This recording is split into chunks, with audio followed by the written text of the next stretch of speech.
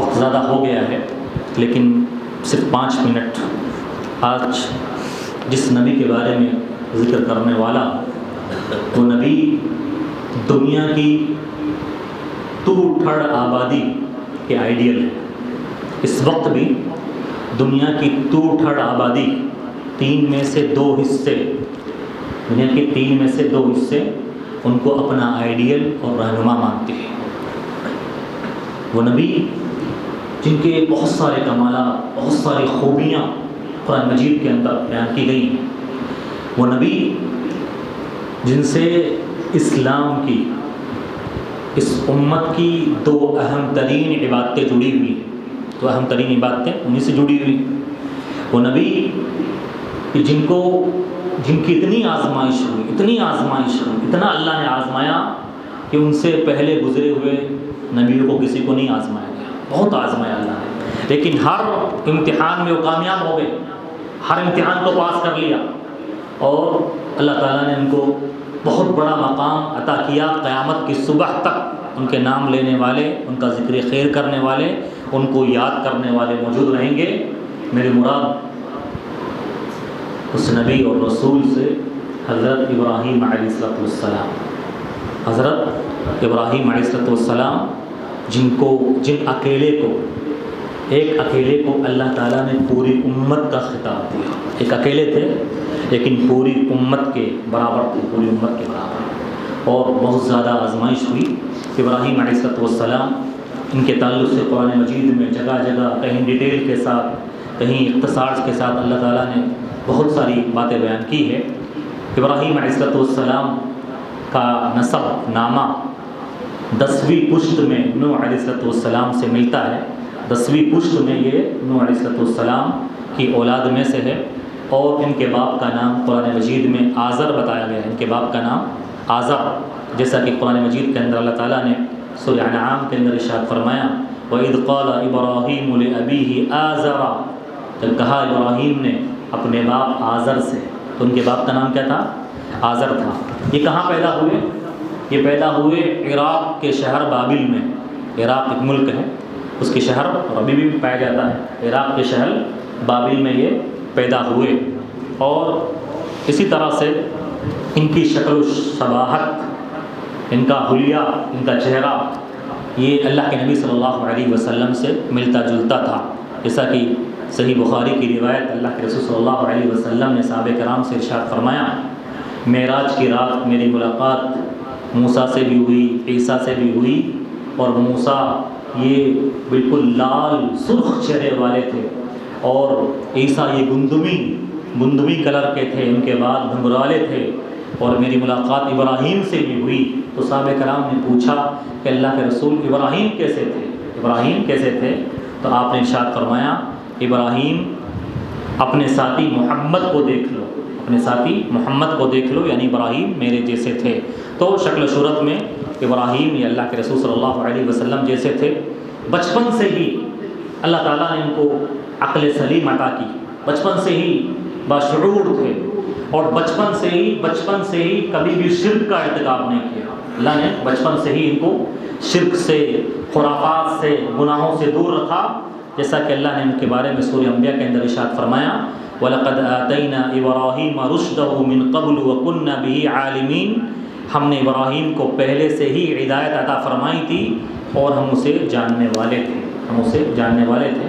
تو ابراہیم علیہ السلام بڑے ہی جلیل القدر پیغمبر، اور ان کی بہت سارے کمال، بہت ساری خوبیاں، اور کیا کیا آزمائشیں ہوئی، انشاءاللہ میں آپ کے سامنے مسلسل بیان کروں گا، کیسے انہوں نے اپنے باپ سے حجت قائم کی، باپ نے ٹھکرا دیا، نکال دیا، دھمکی دی، باپ ان کا بت بنانے والا آزر، بت کا پجاری، بت بنا کر بیچنے والا، باپ نے گھر سے نکالا، اس کے بعد اپنی ایک اکیلے پوری قوم ان کے خلاف، اور قوم کو پست کرنے کے لیے ان سے مناظرہ کیا، اور عقلی اور نقلی دلائل دے کر، کائنات کی دلیلیں دے کر انہوں نے ثابت کیا کہ اللہ کے علاوہ کوئی بندگی کے لائق نہیں ہے۔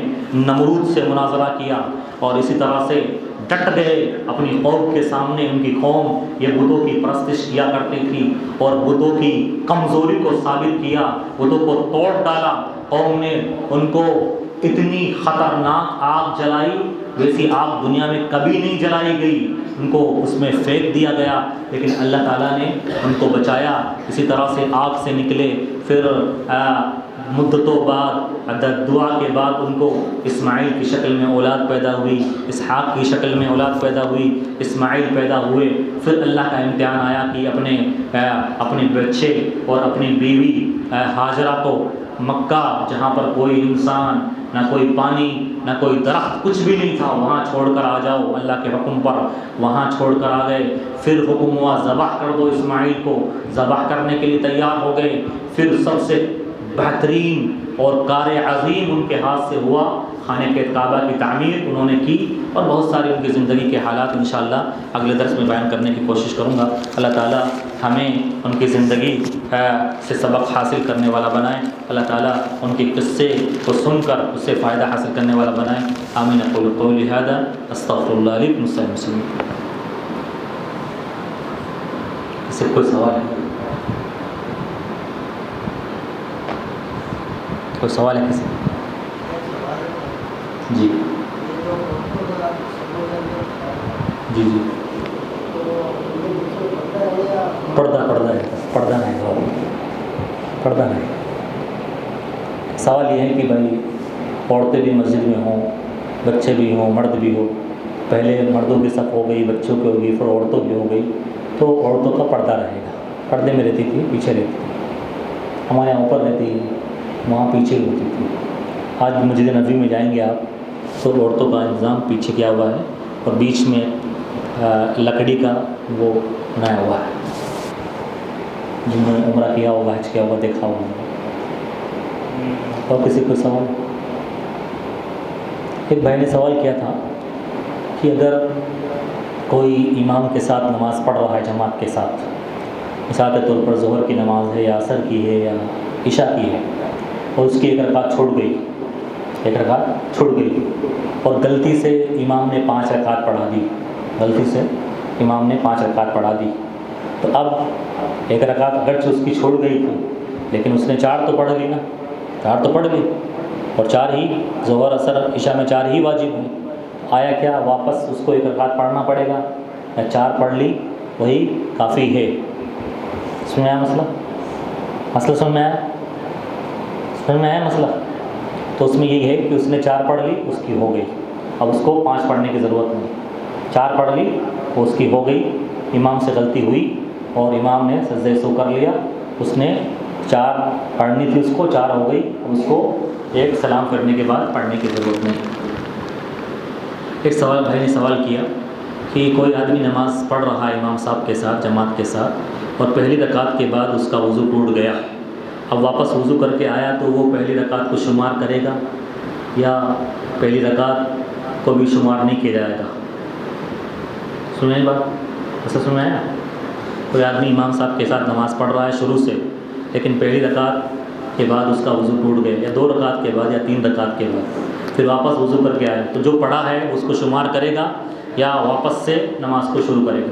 تو وضو ٹوٹ جانے سے نماز فاسد ہو جاتی ہے، یعنی جو کچھ آپ نے پڑھا ہے ان کا شمار نہیں ہوگا، آپ کو واپس سے پوری جتنی رکعتوں کی نماز ہے وہ پوری پڑھنی پڑے گی۔ جی جی خوشی۔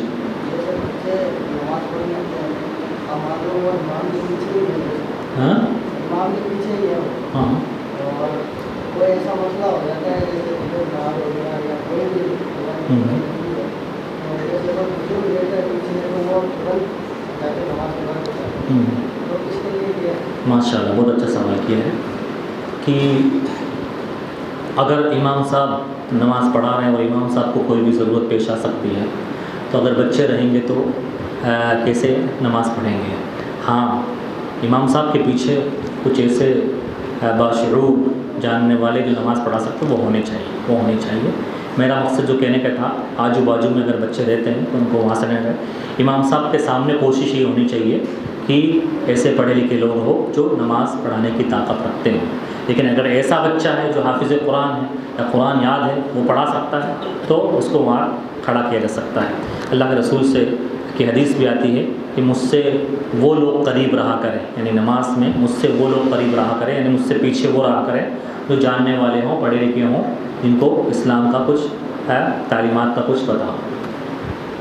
بہت اچھا سوال ہے۔ اور کسی کوئی سوال؟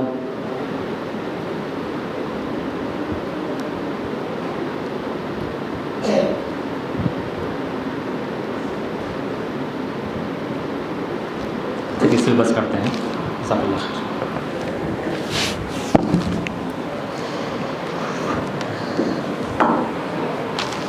قائد آپ بہت پریشان کیے ہو، آج کے آپ کے بارے میں درس ہوا ہے،